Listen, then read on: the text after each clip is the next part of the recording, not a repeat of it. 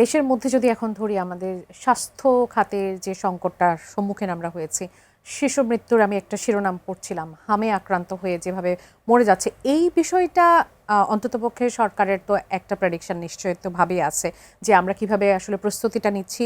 জরুরি ভিত্তিতে টিকাদান কর্মসূচি শুরু হয়েছে, সেটার ক্ষেত্রে সরকার আসলে কতটুকু আন্তরিকতা এখন পর্যন্ত দেখাচ্ছে এবং তার এটিকে আসলে প্রতিরোধ করার জন্য কতটুকু সাকসেসফুল হবার সম্ভাবনা দেখেন?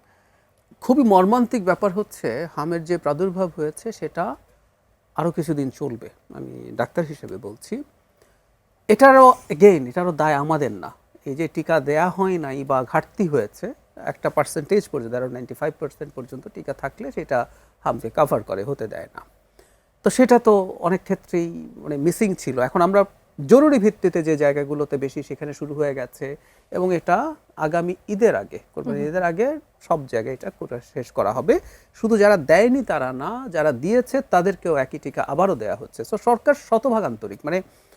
খুবই মর্মান্তিক ঘটনা ঘটেছে, যে শিশুরা মৃত্যুবরণ করলো, যে শিশুরা আইসিইউ পেল না, বিভৎস মানবিক পরিস্থিতি তৈরি হয়েছে। আজকেও 11 জন মারা গেছে এবং টিকা দিলেই যে সমস্যার সমাধান হচ্ছে তাও তো ঠিক নয়। না, এই জন্য বলছি এটা কিন্তু প্রাদুর্ভাব থাকবে।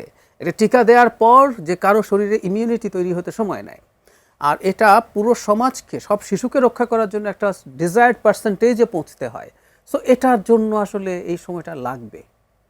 তো আমরা ধরুন আইসিইউ কেন নেই, এই যে আলাপ হচ্ছে, একটা দেশের স্বাস্থ্য ব্যবস্থা, আমাদের স্বাস্থ্য ব্যবস্থা খুব ভালো না, খুবই খারাপ। কিন্তু ভালো স্বাস্থ্য ব্যবস্থাও যেখানে আছে তার একটা হিসেব থাকে, তার এই ধরনের আইসিইউতে যাওয়ার মতো রোগী কি পরিমাণ থাকতে পারে।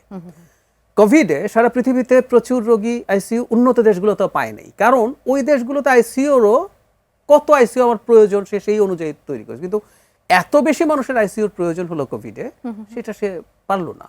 আমাদের এমনিতেই কম আছে। আইসিইউ তো অনেক পরের কথা ভাইয়া, যখন আসলে আমরা দেশের বিভিন্ন প্রান্ত থেকে শুনতে পাচ্ছি যে কোথাও টিকা আছে কিন্তু সিরিঞ্জ নেই, কোথাও পর্যাপ্ত যে ব্যবস্থাটা সারা দেশে থাকার কথা, কারণ হাম তো আসলে সারা দেশ ব্যাপী বিস্তৃত হয়েছে, সেই ব্যবস্থাতে তো অনেক ঘাটতি আছে।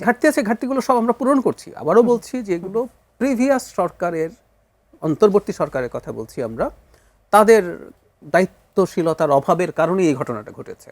এখন আমরা সব কিছুই করছি, কিন্তু ওই যে বললাম, যেহেতু এটা আছে, এই জিনিসগুলো শেষ করা, সবার শরীরে ইমিউনিটি তৈরি হওয়া, এই সময়ের মধ্যে আমরা আশা করি যার হয়ে যাবে তাকেও তো আমাদের, ওই যে আইসিইউর কথা কেন বারবার বলছি, যার হয়ে যাবে এবং যার ওই জটিলতা তৈরি হবে তাকে আপনি যদি ওই সময়টা আইসিইউ সাপোর্ট দিতে পারেন, সে কিন্তু আবার সুস্থ হয়ে ফিরে আসতে পারে।